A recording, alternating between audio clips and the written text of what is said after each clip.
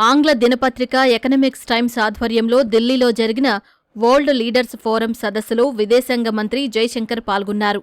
ఈ సందర్భంగా అమెరికా, పాకిస్తాన్ బంధం, అమెరికా ప్రతీకార సుంకాలు, అగ్రరాజ్యం జోక్యంతోనే భారత్-పాక్ ఉద్రిక్తతలు సమసిపోయాయన్న ట్రంప్ వ్యాఖ్యలపై విదేశాంగ మంత్రి జైశంకర్ తనదైన శైలిలో తిప్పికొట్టారు.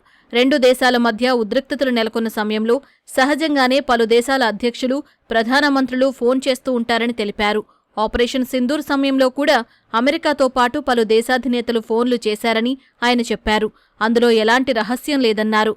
రష్యా, ఉక్రెయిన్, ఇరాన్, ఇజ్రాయెల్ మధ్య ఉద్రిక్తతలు నెలకొన్న సమయంలో తాను కూడా ఆ దేశ విదేశాంగ మంత్రులతో ఫోన్లో మాట్లాడినట్లు జైశంకర్ తెలిపారు.